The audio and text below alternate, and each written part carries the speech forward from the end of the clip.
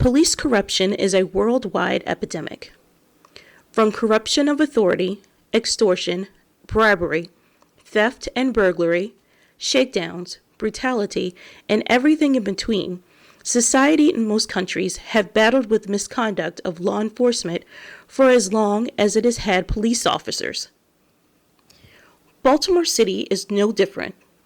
The Baltimore City Police Department has been steeped in a culture of corruption for many decades, depicted many times on television shows like The Wire, Homicide, and The Corner.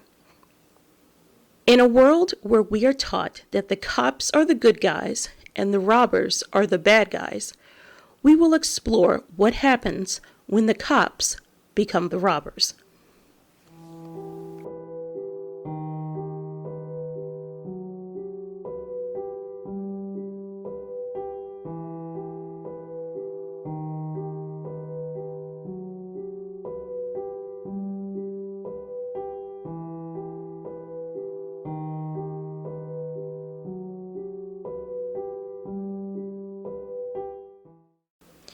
Jim Cabezas, the author of Eyes of Justice, A Career Crime Fighter Battles Corruption and Blindness, a memoir, spent 47 years in the criminal justice system, the first 17 as a Baltimore City Police Department officer, and the latter as the chief investigator for the Office of the State Prosecutor. As a child, he attended seminary school in hopes of becoming a priest. That didn't pan out. However, he does see the similarities in the two jobs. Well, being a police officer, at least in my view, is not that different from being a priest, because what you want to do is serve the congregation if you're, a priest, or serve the community where you're assigned. Upon further discussion, Jim revealed that the behavior of some of his fellow officers wasn't always very Christian-like. Later on, I learned a sergeant would call to pick up reports that had been written. Now they do it on computers. So the sergeant was always, I was 3, worked in Sector 3, so he was 310. At the corner of Bonaparte and Harford Road, or North and Harford Road, was Sears and Roebuck's store, and it had a second level. So the sergeant would call for the units to meet him there, so to provide reports. And then, for one reason or another, he always said to me, I want you to go down to Fallsway, which was 4 or 5 miles away, by the headquarters building, and he would say, gas up my vehicle. I would say, yes, sir. Well, later on I found out that that was just a scheme to get me away from the police officers who were on Sears's lot. Because what they would do, they would place a firecracker by the door of Sears and set it off, because that would get the alarm sounding. Then when ADT responded, one officer would go with ADT. That officer, they would start at the top, work their way down, while the other officers were stealing clothes, small appliances, tools. And the officer that was working with ADT, he had already put in his order.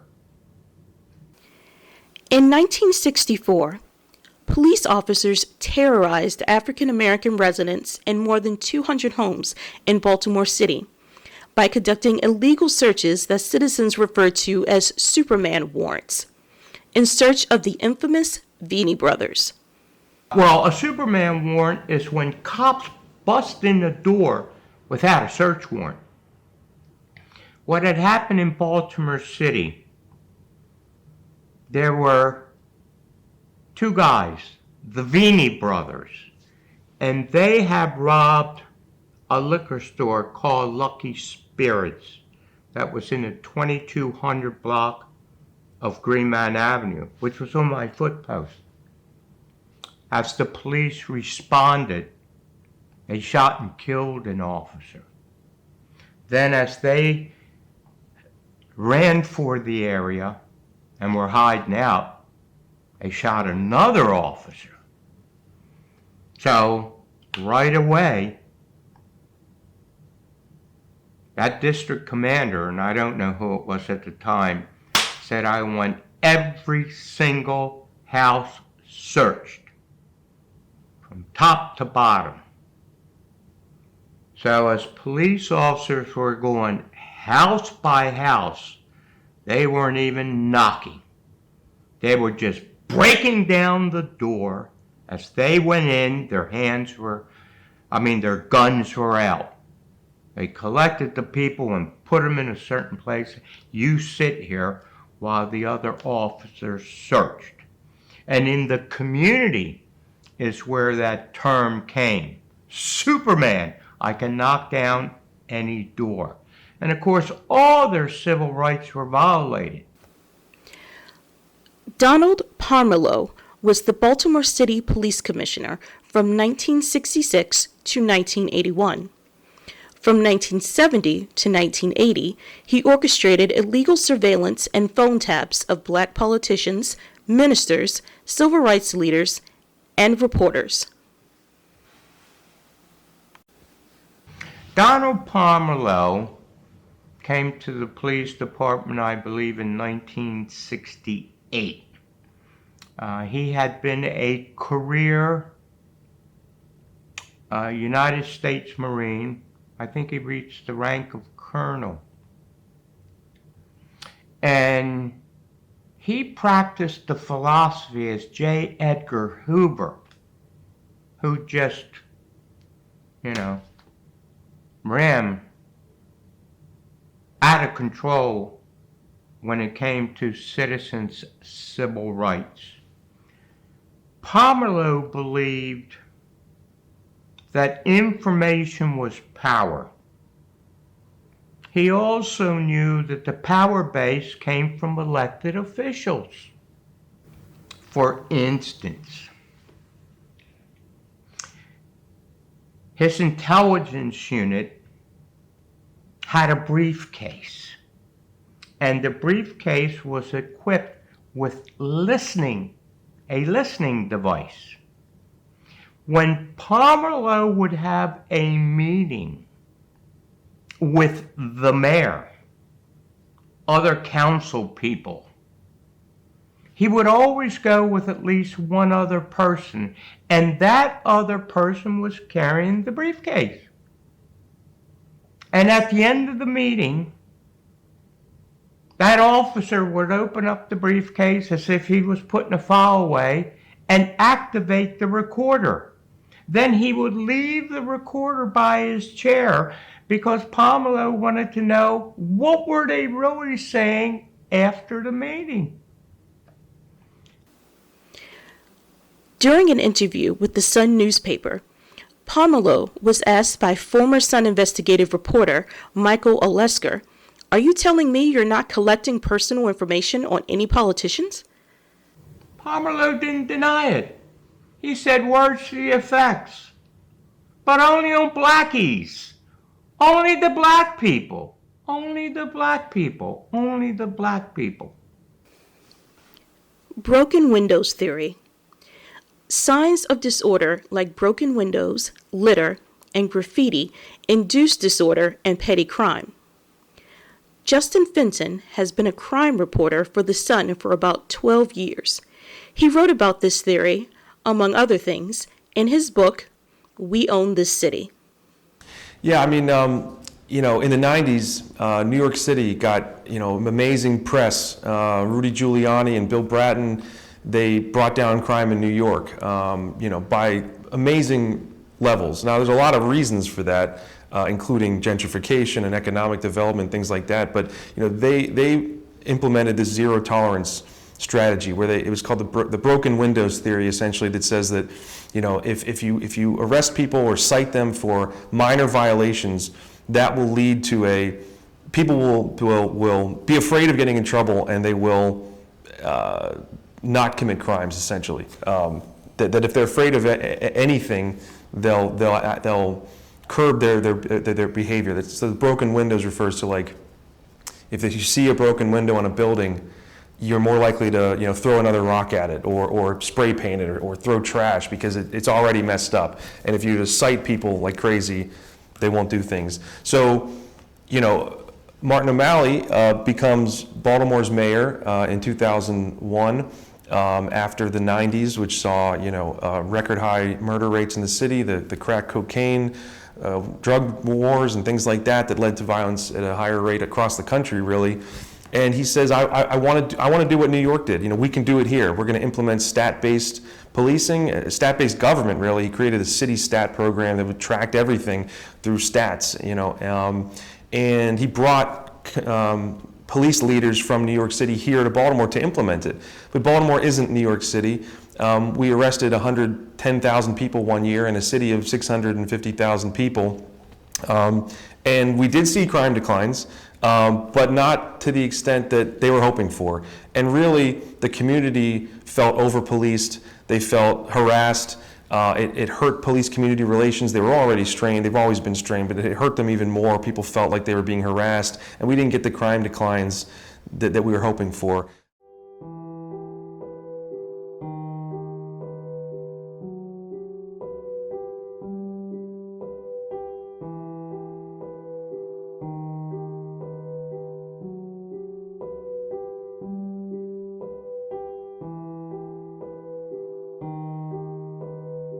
Basically, the Gun Trace Task Force was a group of 7 officers who worked plainclothes. It's different from undercover. Undercover is when officers sort of assume a different identity. You know, they make secret buys from people or try to ingratiate themselves with different groups they're investigating. These are officers who are simply wearing regular clothes so they can try to blend in and get the jump on people, basically. And they're known in Baltimore City as knockers or jump out boys because of their aggressive tactics over the years. The Gun Trace Task Force specifically was supposed to be getting guns off the street. It was created back in about 2007 to try to do complex investigations of gun traffickers, try to get guns from the source, get large amounts of guns off the street at once through like complex investigations. But over the years, it kind of just became another street ripping squad, just driving the streets, making traffic stops, looking for people showing characteristics of an armed person. The leader became Sergeant Wayne Jenkins, officer who was well thought of by the superiors in the police department, but really he was one of the worst officers in the police department. And his squad was taking money from people, searching people without probable cause, taking drugs, in some cases planting evidence, and stealing overtime, claiming hours that they didn't work. All this was uncovered through an FBI wiretap investigation, and they got charged with federal racketeering charges, and all were convicted. There's a lot of victims from the Gun Trace Task Force scandal that stand out. I was pleased, I guess, that I was able to tell several of those stories, because I think it just helped to paint the picture of just how many people were affected and in what ways they were affected. But I think obviously the one that stands out the most has to be Umar Burley. Umar Burley and Brent Matthews pleaded guilty to heroin distribution charges in 2011. Today, their convictions were vacated. Federal prosecutors now say the drugs found in their car in April 2010 were planted by Baltimore Police Gun Squad Sergeant Wayne Jenkins. Burley and Matthews prosecutors say are innocent. I may have been released, but nothing has changed. My life will never be the same again. In 2010, drugs were planted in his car after a chase and a crash that resulted in somebody dying. He spent 7 years in prison based on these planted drugs. He got out, and when I talked to him, he was in the process of getting $2 million settlement from the city, but he was very much affected. He was very afraid of officers. He would get pulled over for his tags not being up to date or a headlight or whatever, and he was scared of officers. he had mental, impacts from what had happened to him, and unfortunately, he's been reincarcerated. He just a couple days after getting his settlement check from the city, he left the area with his girlfriend, and he was paranoid that he was being followed, that police officers were going to steal his money, and he ended up, kind of snapping, and he's charged with shooting his girlfriend in the face in Virginia, and then he led police on a high-speed chase, and he's not likely to get out.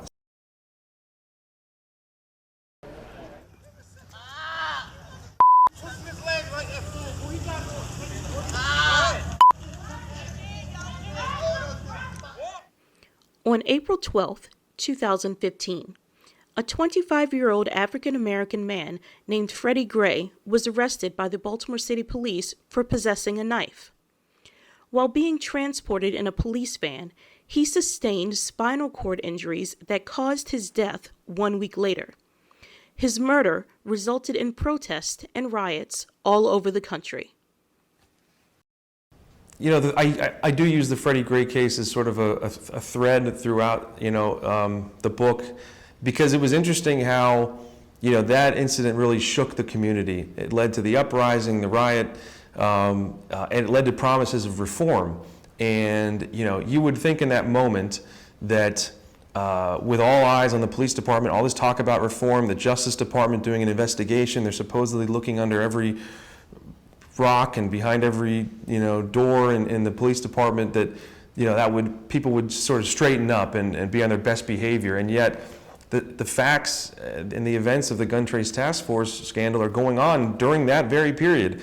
The same day that the officers are going to trial and all the media and all the public's attention is on the trial, they're out robbing somebody. The very night after the Justice Department investigation results were announced, they were pulling over and harassing people on the streets. There's this complete disconnect between what the officials were saying was going to happen and what those officers were doing and how they perceived what that tough talk meant, which was to say that they weren't intimidated by it at all.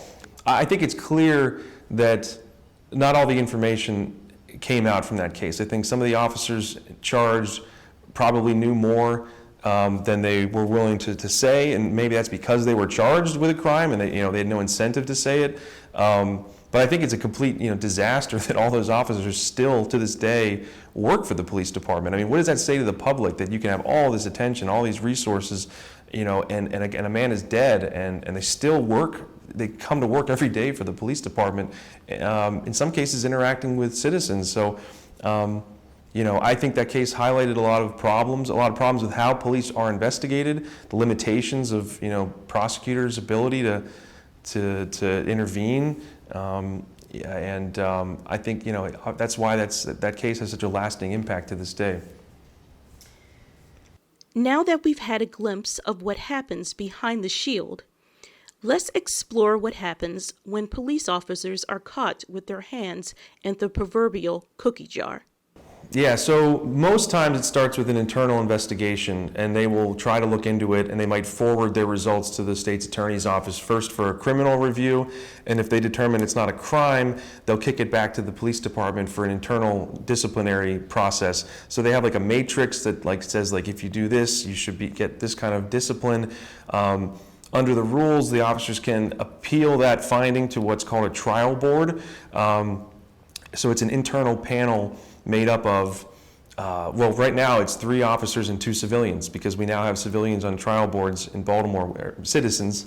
I'm using their terminology, but we have citizens on trial boards now, which is new to Baltimore. It was only recently allowed through legislation, and so an officer can have like a little trial, basically, within the police department, where the department puts on their evidence, and the officer's attorney can challenge that evidence. And if the board finds that the officer committed an infraction and broke a rule, they can discipline them, and the commissioner has ultimate say over that. So it's a pretty complex process, in terms of for example, a police shooting. I just reported the other day that the state's attorney's office can take like a year to review those cases, even though a lot of times the facts aren't really in question. It's a matter of well, what they did it constitute a crime? And there's case law on that determines that. It's not a gut decision. It's based on the law, and officers are given a lot of deference by the law. They say that there's a reasonable officer standard that basically says what would a reasonable officer do? Even if it appears unreasonable to you and me, how would an officer feel about it? Because remember, officers are given guns and they're told you're allowed to use them. We tell officers they're allowed to use force if it's appropriate. Now, what's appropriate? That's where it gets complicated, and that's where the prosecutors have to make a decision. Okay, I know that, that shooting that person, as they were running, doesn't seem reasonable to me, but if I was in the officer's shoes, I might have felt my life was in danger or another citizen was in danger, so I can't charge him with a crime for this. Then up to the BPD to determine whether they broke policies. And this process for decades really has been shrouded in secrecy, not transparent. The public could not sit in on these hearings. They couldn't get records. A lot of cases just kind of quietly went away, or they were handled appropriately, but we don't know one way or the other.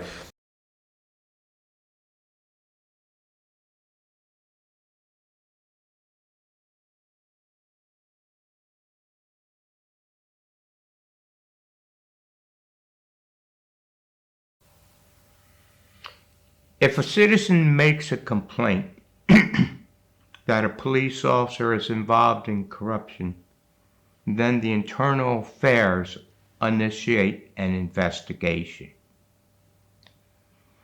Although they have a horrible reputation. Just 2 years ago, there had been 100 complaints filed against 100 police officers. Not one of those police officers was investigated. And after a year and a day, that complaint just dies. So once again, the distrust of the community.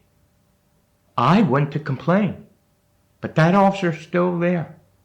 And that officer's still violating the same things that he was violating before. So where's the trust going to come?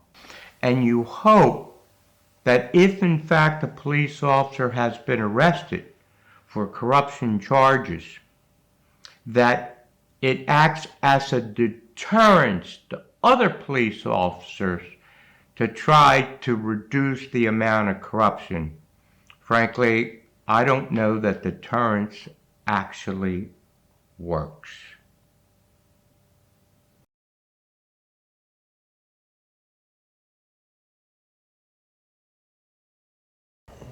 Defunding the police is an interesting topic. I think it, for decades, and I've been doing research recently about the 60s and 70s in Baltimore about, even then people were saying, we got to get to the root causes, we can't police our way out of this. And at the same time feeling like, but we also can't stop policing. If we back off, bad things will happen. We can't afford to make these long-term investments in education and housing and health and things like that because people are still going to be killing each other, and there has to be a police response to that. Defunding the concept there is to take money from the police department, which has the largest budget, I guess second largest behind schools in the city, and reallocate that money to services to help people not commit crimes. I think it's I think it's a fascinating time to be covering this because I think these conversations are happening at a higher level than they have before. It was usually just a discussion, or something that would come up in the